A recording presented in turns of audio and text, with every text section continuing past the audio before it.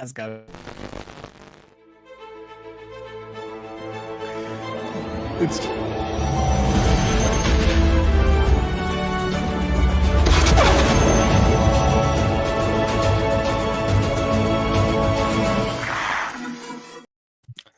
Welcome to the most organized episode of live action Star Wars. Organization is the wrong word. We were pretty organized. I'm James. can't hear me No. or see me. There we go. Ralph is here, sort of. There seems to be a full internet outage in Southern California at the moment, though. So Ralph's existence on this podcast may be sporadic at best. He might drop out completely. It might magically spring back to life. Who knows? This might just be me talking to myself for a little while, and we'll get some like delayed reactions from Ralph now and then. Who knows? Welcome to the episode. We are here talking about Skeleton Crew, episode 6, Zero Friends Again.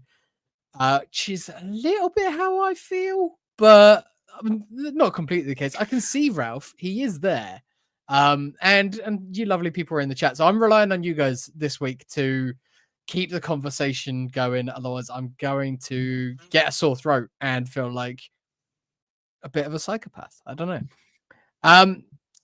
Let's say hello to people before we actually do anything. Nick is here. Jeremy Kelly is here. And Ian is here as well. Hey, Ian. Yeah, you're welcome. It was freaking me out as well. I didn't know where to look. I'm so used to being on this side for this show. We flip it on Invincipod though, so Jeremy Kelly's used to seeing it on the other side. This episode of Skeleton Crew, directed by Bryce Dallas Howard, was one that I was really looking forward to because her output for the last few shows has been really, really good. I didn't like her very first episode of Star Wars, the Mandalorian season 1 episode. My least favorite, one of my least favorite episodes of that show, I think. It was all right. But this one I was super excited for, and I gotta say, I think it was good. I really enjoyed it. It was not like as good as the highs of episode 5 for me. This felt like what I was expecting the show to be going in, which is and what the first episode sort of gave me vibes of, which was like it's all about the kids. Whereas since Jod and Jude Law's sort of introduction, we've had a lot of focus on him, and he has been such a bright spot on this show that it shows when he's not on it too much. And this episode had that. And it's for me, it was quite telling that the highest highs of this episode was the pirate trial scene, which was amazing. It was flawless. It was so piratey. It's so the show is tropey, but in the best ways. You're getting all these pirate things like the I don't know, the anti-hero that we're following is captured. He's taken by his former crew. He's put on trial. He gets to say his piece. He's charismatic as hell, and he manages to talk his way out of the situation by being a schemer, being like just charming, but also just a scoundrel in the best Star Warsy way, best piratey way. I did notice on my second watch through of that scene, there is just a guy in a full-on pirate hat in the background, and like they're not trying to hide the piratiness of this. This is an episode with a literal pirate shanty in it, and I loved that. I thought that was so much fun. We don't get any of the parents this week, which I also felt was a little bit lacking because I've enjoyed the intrigue going on there. I like seeing what is going on at Atten while we're following the kids and Jod. So to not get any of that this week is, it tracks with the way that we've sort of checked in with them every other episode, but it makes me go, shit, we're coming to the end here. We've only got 2 more left. I want more. I want to know more. But it gave room for the kids. Oh, that sounded almost like Ralph had some bandwidth to be able to talk. Refreshing. And Yeah. I don't know. No. I have Nope. no idea. I mean, if you're in Ralph's vicinity, you are possibly suffering the same thing. Hey, at least we're just doing a silly podcast and not actually trying to work like Stevie is. That sucks. I feel for anyone who's trying to do that at the moment. The episode opens with just a full-on Goonies-esque kids in the slide. Like we pick up immediately from the last episode. They've hit the chair, they go down into the chutes, and I love that this pirate captain had an escape chute that just led down to, I don't know, under the mountain, out of the mountain. I don't know if this was a trap or if it was an escape. I think it probably was an escape in case he was ever getting raided. This seems like the guy who's got back doors out of situations, as we'll come to later on as well. But it just reminded me of the kids in the Goonies going through the slides, the water slides, before they reached the pirate ship. And drawn out a little bit differently, but similar situation going on here.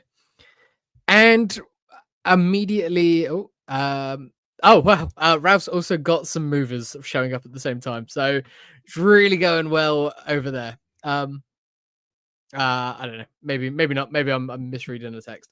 Let me pull up text so Ralph can chime in. Here come the movers for the couch. Yeah. I don't know if you can hear me at all. I can there. Great. Do we get a lot of singing in Star Wars other than like very little, very little? Yub Nub and Ewoks. It's probably some more that can't think of off the top of my head, but like single character. I mean, we get like diegetic singing, so we get things like, you know, Jabba's Palace and the singer in Solo, which was my minutes for Star Wars Music Minute as well. Yeah, not much, especially not from the main character or a main character. You don't get a single focus of like this, especially not a cappella. Loved it. I wrote down the lyrics to the sea shanty just as I was watching it the second time. It was I'm not gonna sing it, but it was Takranid.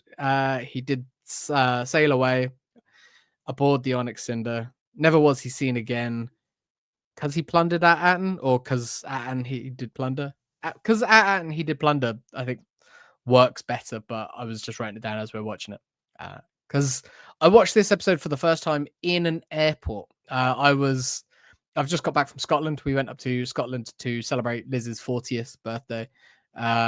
She's gonna hate that I numbered it because she tries to claim that she's only 21 on top 10 tacos. But yeah, it was Liz's 40th, so we went away. Being 6 months pregnant, you know, we couldn't go too far, so we just went up to Scotland. The big parties and stuff in the street were cancelled, but it didn't matter. We had loads of fun anyway. We did eat some tacos. We did eat some amazing chicken wings. I did have some haggis, and yeah, it's a beautiful, beautiful city. We had an amazing time. But yeah, on the way home, I was watching this episode yesterday morning in the airport. Oh wow, Illyrio's here from Portugal. We are international. Hey Illyrio, how you doing? South America way. Down South America way. Yeah. I love that Ralph's able to jump in for the quick Arrested Development joke there. That's great. And I don't want. I hope the audience is getting the audio that I'm getting because it's broken. If anybody, yeah. So I have. Oh, what does he have? He has something, but we don't know what. I think he might be saying he has movers putting a couch in, or yeah. I don't know. But yeah, so we watched it last night as well, and because Liz was watching it, I wasn't like pausing to make my notes or anything like I would if I'm doing my like normal notes watch, but I was sort of jotting them down as I went and as I could remember stuff before it even happened. So I was writing down the shanty lyrics and loved it. It's so much fun. Last week I predicted that we were going to get KB damaged this week, and that be the driving force of the episode, and that is exactly what we had for half of it. I didn't think that we were going to get this episode being the like differently abled message for kids, like across the board. I didn't think that it would be like KB and Neil both being differently abled, and that would be like the plot essentially of it. But I love that, and I think they did it really eloquently. I think it was said. It was just sort of straight up said, which is sometimes a bit tacky, I think, and sometimes feels a bit ham-fisted. Yeah, Ralph, you don't look shitty. You just look a little pixelated. Sega CD. Yeah. Sega CD. Rebel Assault 2. We'll roll that episode back. Oh shit, before we get too far off of other things, while I was in Scotland, walking past a bar in the Grassmarket area, if anyone's ever been to Scotland, been to Edinburgh, and I was like, what the fuck? The guy who played Gold Leader opened a pizzeria. He opened a traditional American pizzeria, as he was describing it. And then the next day he died. So I apologize for maybe being responsible for that guy dying. You know, they came from behind. That's yeah. Tough stuff. The pizza looked fine. There looked like there was other better pizza. But good to know that he had business going on after the fact. That's really cool. New couch is currently being moved in, and I had to move my prequel posters out from under the old one. No wall space for them at our current place. Ian makes wonders if your mic will work better without the camera. Don't know if that will help at all. I don't know. Yeah, he's in the comments. Ralph's here in spirit. He's a Force ghost. Can you imagine if the Force ghosts had poor internet connection? Oh, he's gone. He might be trying something. Who knows? This is just going to be the James show. I don't feel Ian's weird. version. He's back. How is it?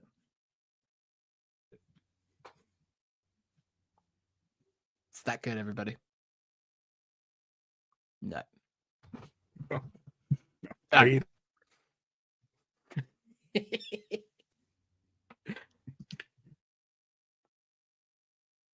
Nope. Let's just power through.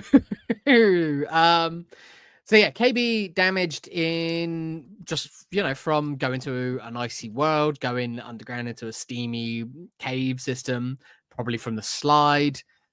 But seems like this is something that she's always cautious of, but has always been afraid to tell Fern that she can't do something, because Fern, on one hand, isn't like looking at her as being having any sort of disability, so she's just treating her the same and like, hey, I can do this, so you can do this, which is good, but also, understanding that people do have different ability levels is important, and it's different for kids. Like, it is an embarrassment, especially at that age where, it's the same thing with going through sort of puberty and stuff. Like, you're going through some changes, and depending on how old this accident was that she had that sort of caused her to have this thing, maybe they used to play and be able to do everything the same, and can't now, and Fern isn't understanding of that. But also KB is not ever mentioning that. Yeah, Jeremy mentions the accident here. I picked up on that. We don't know what the accident was, what happened there. But we'll see. Like, I don't know if we will see, but is worth noting that she's not always been that way. Could be something, I don't know, maybe it's something sinister like the control droids and stuff, where she was wandering somewhere and they had to shut her down. I don't think we've got enough screen time left for them to get into anything like that. I don't think we've got enough screen time left for them to get into whatever her accident was. She does know where Atten is, though. She does have the coordinates to Atten. They can get home if they can get off of this planet, which I think is... So they don't need Jod? They don't need Jod or SM-33, but like we don't know what's going on with SM at the moment. We know where Jod is, and we know that Jod potentially also has the coordinates to Atten. But if they are in SM-33, he's gonna be sort of saying like, "No, I need my droid. He comes with me too." I thought it was very, very good when he was coming up out of the thing. He's got all of his plunder on. He's like blinged out to high hell. But he's, of course, he's straight away captured. Urkel's there, ready and waiting for him. The other bounty hunter, who was it? It was Kelly McDonald's character. Pocket. Yeah, Pocket was there as well. And they've got him. So as we thought, Jaleel White was probably the only one from from the guys who went underground to survive the acid pool. But there's plenty of other pirates out there. Trying to bring me back. Oh, we're trying.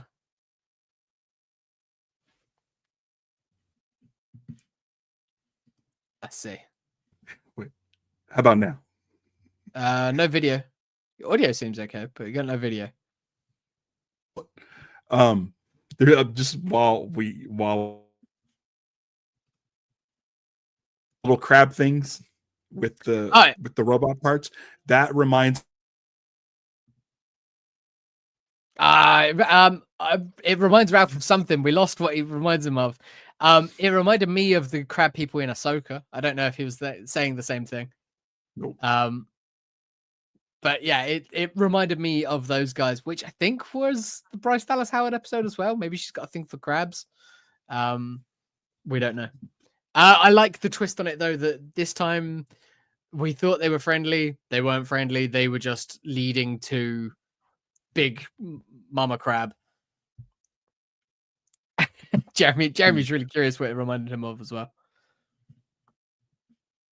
No. Nope. This is fun. And also, if you haven't been paying attention, I've been fucking around with my backgrounds because it's something to do. Yeah. It was like, for me, it was like the shell people in Ahsoka, where they were just like, there is some communication there, but not complete like understanding.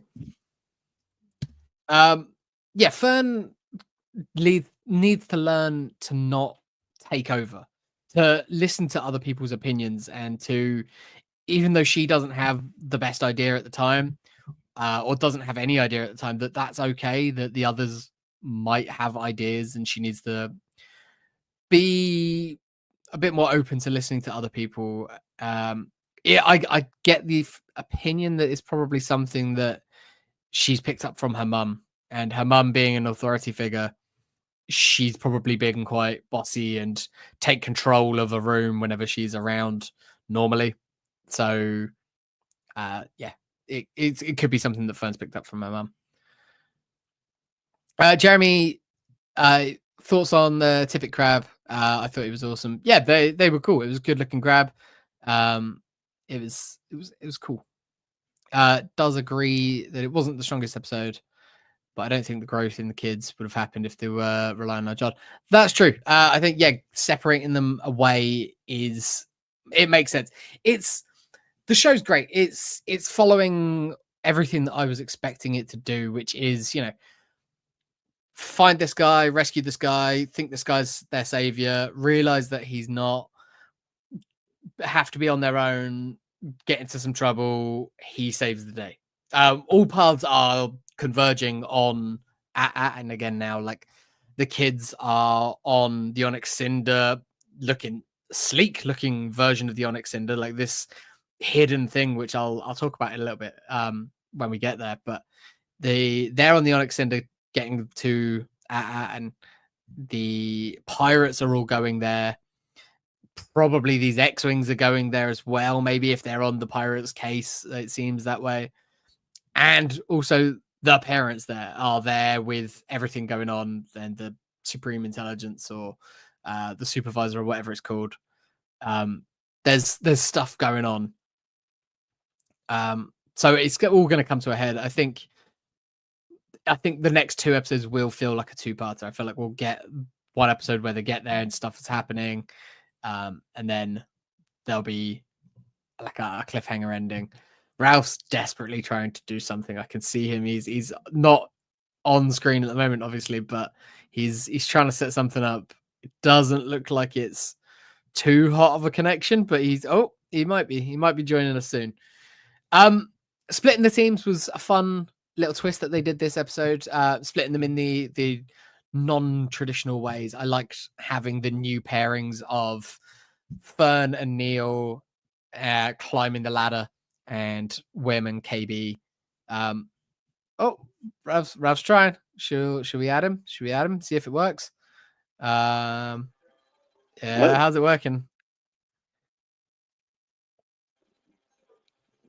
Can you not hear me? I can hear you now. Yeah, it's sort of working, but again, like the signal's not the best.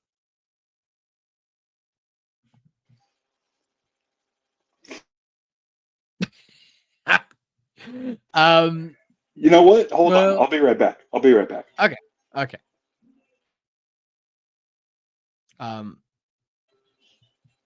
Let's see.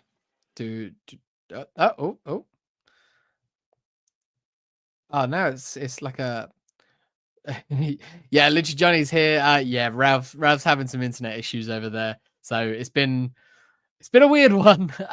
But we're here. We're making do, and everyone's getting all of my brain farts of opinions. The kids realizing that the X-wings were the good guys was kind of funny. Immediately the Neil being trusting of Jod was like, but Jod said they were the bad guys. Wim being the one to put it together is like, no, we've been listening to our bad guy. They're probably the good guys. Only for Wim to be hoisted by his own petard again and realize that he's been following the crabs. And then his realization that he always like, why do I have such a bad sense for following what was the line? I don't know. I put Wim has bad good guy radar. Because he just can't decide who's good and who's bad. Probably give him a complex down the line, which isn't going to be great. He might sort of start being untrusting of people. Ralph's back. Let's see if this works any better. How you doing, Ralph? I'm doing shitty. How are you? Yeah, I mean, it sounds better and it looks better now. Great. I have a work meeting in like 20 minutes. Okay. There's people on the other side of this wall right here moving in a couch, which means I have both the cats in this room who are just fucking annoying the shit out of me. I'm tired, I'm stressed, and not having a good day. Is there anything from this episode that you wanted to shout out that I haven't mentioned or that hasn't been mentioned yet? It's so while hard. We've got you. It's so hard because I really like this episode. Yeah. I thought it was great. I think I liked last week's a little bit more, but the thing that like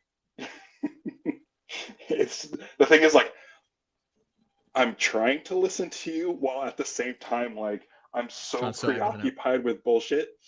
So it's hard to like pick things out. I will say this. Okay, so there's 2 things, and this is it's gonna be the worst payoff for Jeremy. Because he was like, what did it remind him of? Green Lantern, the animated series, which in that show, there's a character named Aya, who's an artificial intelligence that runs the ship and does like, it's just essentially the nav computer. Cool. Creates a body and it walks around, and one of the body parts, before you know it's her body, has a full leg attached to the spider little tendrils that walk around. So like seeing that full leg was reminding me of that. But with you talking about KB and her having that Atten coordinates in her head. That also reminds me of in Green Lantern the animated series, the pirates on that show get a hold of Aya, use her head to get the coordinates and take their ship to like the special place. So I'm like, so like while watching this, I was like, well, just the legs reminded me of Green Lantern. But when you were talking about KB's head, I'm like, oh shit. She makes a point to say the things are in here. So they don't need Jod. They're gonna, if they find out that the coordinates are in her head, they're gonna the kids. She's in trouble. Yeah. So we might not get backstory, like you had said. I don't think we'll have enough time to get backstory, but I think it's a plot point for the final. What we have 2 more episodes. Mm-hmm. It's 2 different people have the coordinates. Jod and KB. And even if like everyone's back there and fine, if the Superintendent Chalmers of the planet isn't like if they're still in control at the end of it, they're not gonna let KB have those coordinates in her head because that's a liability, that's a risk. So even from like the quote unquote good safe net of home, that's still going to be a threat to her, which might have the kids, maybe the parents or something. Like if they want to do a season 2, they have to then leave and flee or something, or you know, take down the leadership. Yeah, that's really interesting. Having them in her head adds a lot of peril. She sort of becomes the MacGuffin herself. I mean, best case scenario, they just like tap in and take it out. Worst case scenario, they like completely take over and override her systems. Complete system shutdown. Yeah. So like she said, it was nearly a complete system shutdown. Yeah, so that's like a really cool like it could be like so here's the thing. The thing with Skeleton Crew, they're not going to kill kids in Star Wars show. Like so there's never really been for me like a real threat of any harm done to the kids because it is a Disney show and I've seen the Goonies and like they're just not going to die. The kids are fine. So where are the stakes? And for me, I'm like, well, you can't kill one of the kids, but if you wipe their complete memory systems and memory banks and stuff, like that actually brings some like real tension. Like I didn't think KB was going to die this episode, but that scene between her and Wham was like super tense because it's like, oh shit, like systems are powering down. And I love the fact that she doesn't tell him exactly how dire it is. Yeah. After the fact, after he does the new fuse and stuff, she's like, you saved a life. Yeah. How come you I have no idea. I think because he would have stressed out if he knew those stakes were that high. He would have stressed out and not been able to actually cope. But that's a good Jedi teaching, though, right? Exactly. If you remove your feelings, don't hold on to attachments or like attachments. Yeah. She's actually teaching him how to be a real Jedi by like not getting emotional in this situation, and then like acknowledging it and thanking him and sort of saying thanks, Jedi. Like it's she's playing into like what he likes and what's nice for him, but his realization and his smirk and his happiness about that is like super sweet. It's like this kid can do it if he stops like second guessing himself. And I mean that's the message of the show all the way through. They all have to give each other that message, and it comes from the unlikeliest of sources. I liked it. I really liked the parallels of Neil not being able to climb as well as Fern, and then KB with her struggles. It's like, no, not everyone can do everything at the same time and at the same level. Like that's fine. It's just everyone else has to understand that and be respectful of those things. Yeah. I talked to a friend yesterday about the show, and I was saying like, okay, we mentioned this during Andor, like from a technical standpoint and a storytelling standpoint, Andor's fucking incredible. Andor's an amazing show and deserves all the Emmys and all of that stuff. doesn't feel like a Star Wars show, and it could be any show that's not Star Wars related. The characters aren't necessarily Star Wars specific. It's a really good drama with the Star Wars skin. Right. This show is a great Star Wars show. It's got the adventure, the comedy, the excitement. And so I told my friend, I said, I think I like this show more than Andor just because it's a Star Wars show. You were saying this all the way through the Acolyte as well, though, Ralph. But the Acolyte's the same, but here's the difference. It's like there's no, I mean, this is on me, but there's no real fan discourse on this show.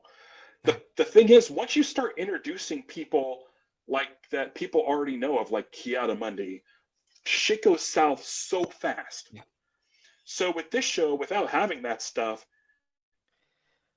what are you going to complain about? I mentioned last week that this show's kind of Star Wars explained proof, in the fact that I'm sure Alex can go and find like what certain things mean from different sources, but what I like mean is that it doesn't rely on that. And if there's things like that exist, it's not really anything that people like really are gonna care about how it was treated. Like the holiday special stuff, like no one's gonna be like, I can't believe that the green guy's goatee is like different shaped or something, like I like that it's not relying on anything. And this is exactly what I want Lucasfilm to keep doing, is stop relying on Skywalker saga stuff and just move forward. It's the reason why I like the Acolyte, just because it took place in the past, but unfortunately, like, people were up in arms about Plagueis and and like Yoda and Ki-Adi-Mundi, and like why would the Jedi not bring this up? Like, Ki-Adi-Mundi was there and he said this in episode 1, and it's like, well, finish the story, and it turns out that it was all swept under the rug, and everybody involved either died or disappeared. So like, that's the thing. Is what's great is, oh boy, here's another thing about recording on Thursdays. Yeah, it's Leaf Blower Day. Okay, I remember him from last week. Yeah, last week I had my mic on pause for like a long time. So he was like, "You weren't talking." I'm like, "It's fine." Adam was here. So anyway, as far as television goes, Andor is a superior television show. As far as Star Wars shows go, I like this more as a Star Wars show. I like Acolyte. I like Ahsoka. But this is what I want. Yeah. Let's get more stories that have nothing to do with anybody else. Agreed. Completely agreed. I think having the Acolyte, as we said all the way through that felt like a YA novel. This feels like a middle grade novel.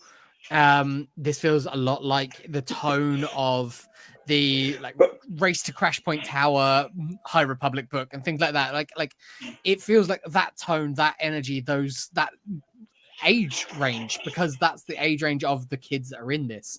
And I feel like by doing that, it's instantly a put off for the people that are horrible, evil people on the internet.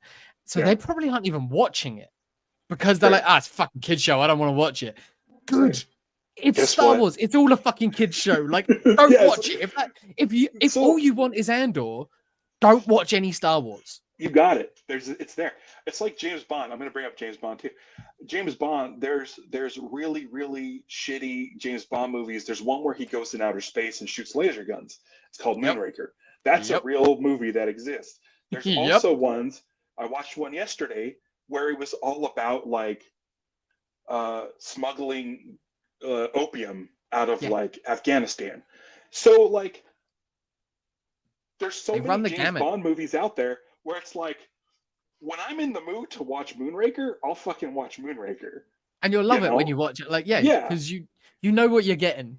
So with Star Wars, it's like, George Lucas meant this show is the same age range as the original Star Wars. It was made for 12-year-olds. He always said it's made for 12-year-olds. At that celebration he was at last time, he was like, "Oh, Disney doesn't like me saying this, but Star Wars is for 12-year-olds." Kids. Yeah. Yeah. And it's one of those things where it's like, yes, so just let go and be a kid and enjoy your Star Wars however you like it. If Tony Gilroy is going to go make his Star Wars for Fucking like great. 30-year-olds or 40-year-olds or whatever, great. Just don't get mad at the stuff that's not in your age Yeah. range. Yeah, I just happen to like all of it, Yeah. except for the finales of like every series. Almost everything apart Yeah. from Andor. um, but it's one of those things where I'm just like, this show is so fun. I was sitting there watching it, and the kids are hanging off of that junk With a picker upper, joystick. and I'm like, I hope George Lucas watches this show. Of Yeah. all the shows, I hope he watches this one, Yeah. because I guarantee you, he watches like The Mandalorian or Ahsoka. He's gonna go, I don't know who the fuck these people are. He may know, well, he knows Ahsoka, obviously, but like he doesn't know EU stuff. So if you just present him with like, here's this Star Wars show, An he adventure doesn't show. he doesn't have to. He gets to learn all about the characters just by watching it. And it's a pirate serial. Like it's the same sort of things that he It's loved and what. Captain Blood. Yeah, it's right there. It's Treasure Island. It's all of that. So good. What did you think of the shanty? We heard, like you mentioned briefly, the song and stuff like that, but being like music guy as well, like what did you think of the shanty? I immediately texted Mick just to see his involvement, and really didn't get a straight answer. We're gonna have to have him on once this is all said and Oh done. yeah, I really want to. That'd be great. But I mean, listen, dude. Like when I saw it happening, I'm like, okay, so there we've seen bands and we've seen live performances by singing performers. I don't think we've ever heard a Star Wars character sing like a song. No, not like sporadic singing. Like it's always been, as you say, a performance. Yeah. Like, yeah. Yeah, it reminded me a lot of the song that Quint sings in Jaws. Jaws. Yeah, just around the table. Yeah. But it's Yeah. like just I love that they're just like, fuck it, it's pirates. It's just pirates. And It's like just pirates. what's great about that is, so I'm currently working on a movie, and there's a lot of stuff that we are creating from scratch. I don't even know if you know about this. And it's like, and I'm like, I'm telling the guys I'm working on with it, I'm like, I don't want to explain it. It doesn't need to be explained. This is a really weird story, and like it, you want to know like the ins and outs. You want to know like what, like, explain how this exists. But if you set it up in a fantasy world, all you have to do is say it's pirates. Yeah. And if you, as soon as you say Everyone the word gets pirates, we all get it. You don't have to explain like, well, how does this guy have a regular pirate hat that we would see on Earth? Yeah. Doesn't matter. It doesn't matter. We already said the word pirates. You got to just go with it. You got to go with eye patches. You got to go with peg legs. You got to go with all of that. The rat in the eye of SM-33 is like a parrot on the is like a parrot on the shoulder. Like it's I love that it's just like, we're doing pirates. What if in Goonies the pirates were still around and that's what you're getting? Like it's like, what if One-Eyed Willie's band of misfits were still around? Well, I mean, the Fratellis in Goonies were basically just pirates anyway. Like they were already there. Like it was just they were modern. It was just other pirates chasing. It was pirates and kids chasing pirate booty. Like that's essentially what this is. It's pirates chasing older pirates, because it's a couple of 100 years later, there's still pirates. I love it. I love the show. I love it. So much fun. I think I liked last week's a little bit more than this week's, but I really like this week's. I like the way they're sprinkling info for the kids. I'm liking how kids are learning lessons through each other. How KB wasn't just forward and didn't just say like, "Hey, listen, I'm malfunctioning. I can't climb."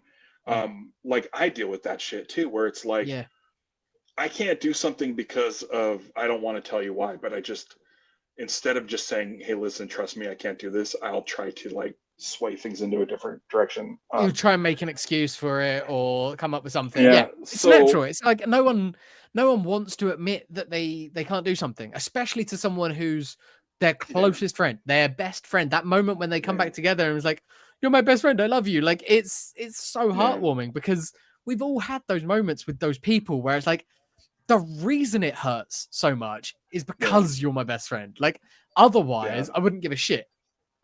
Right. Yeah. It's a very, very good show. It really is. Really, it's a really good show, done really well, and it just makes me happy that there isn't like there just doesn't seem to be so much hatred for it. Yeah. What time is it? By the way? I mean, we're getting close to time where you need to bounce, so I think we can wrap up. I've gone through all of my notes. I've said more than enough on this. It is a shorter episode this week because of all our technical issues, but I'm really glad that Ralph was able to join us like this. So everybody like use the rest of this time. I mean, it's not been use whatever time you've got. Send us what you think is going to happen in these last 2 episodes. Put them in the comments. We'll try and find them for next week. And if anyone clocks it like right on, then great. That'd be super fun. I can't wait to see it. The Onyx Cinder breaking out of that shell. That was nuts. So much fun. So like we're watching it and Liz is sat on the literal edge of her seat. And yeah, okay, she's probably like got some high emotions and stuff at the moment because she's carrying a child. But kids in danger. There's kids in danger. So she's like super tense about this. And she's like, that thing's not flyable. You can't get that in space. Like she's trying to like logic it out. And I'm like, it's Star Wars, it's kids show. Like they're not gonna die. No one's gonna die. But she's like, I genuinely thought they were all gonna like be in like real danger there. I didn't think they were gonna get out of it that way because we've never seen that in Star Wars before. We've never seen a ship in a ship like that. But then you look at it and it's there. It's there in the beginning. Like SM33 says like what that button does. We just didn't know what that meant before. Like it sounded like it was the scuttle the ship button, but it's sort of that. But it's like a real in case of emergency break glass, and then my sleek version of the ship is inside. The rest of it is just the real piratey armored. Yeah, like, it reminded me of Cal Kestis' ship a little bit. Yeah, a little bit. Yeah. It had that sort of smoothness to it. It just looked cool. And also, I can see it. I can see that actually, like with the cockpit, the long wedge. Yeah. Very cool. I don't know why it sort of reminded me the way it was moved. I think just probably because it's quite long like that. Of Maul's interceptor as well that Darth Maul has. Had something like that, just without the tie looking wings. Jeremy Kelly wonders if the Lego set has that. I can't imagine it does, otherwise that would have been spoiled by now, I would have thought. It just gives them a reason to put out a second Lego set. If it does well enough, if people want it. Yeah. I mean, I at this point I thought this series was going to be a one and done because Jude Law's expensive and isn't going to sign on to a show like this. And we know that if they wanted to bring the kids back in, they could do it in whatever the other stuff going forward or whatever. But like, I would love make a sacrifice. I would love to see. I mean, he might, but he might also just be out there and then come back in the F the Empire era, whatever movie that is, as your Talon Card type. Or he sets up shop on and that plays a part in that going forward. Like, and we occasionally just check in with these kids as they're growing up because by the time they do a second season, we've already seen it in the press tour. These kids look a lot bigger than they did 2 years ago whenever they shot this. So whatever you do, you've got to account for that time jump with these kids. So it won't be immediate. I love it. I can't wait for the next 2 episodes. We will see what we can do about getting some guests on. And hopefully internet issues will be all sorted by next week. Don't know. But the door's open, so I have a new couch. I'm going to go look at it. Cool. Go look at it. Sit on it. Meeting. See if you can do your meeting from the couch or something. I might have to because my internet's definitely not working on my computer, like our Wi-Fi. So All right, you got to go sort that out. Thank you for joining Yeah. us, everybody. Ralph, I'm glad that you were able to join us. There's the Green Lantern Corps, all of them, and Sinestro's Corps. And there's the phone that we see and some lightsabers. Ralph's giving us a tour because he's on his phone. Thank you for joining us, everybody. I need to remember to pull up all the things because Ralph normally does this. Ralph, if I hit end stream, will it just do the end it, or will it play the? Yeah, it'll play the outro. So sweet. It's new. All right. Don't give in to hate. Celebrate the love. Punch it.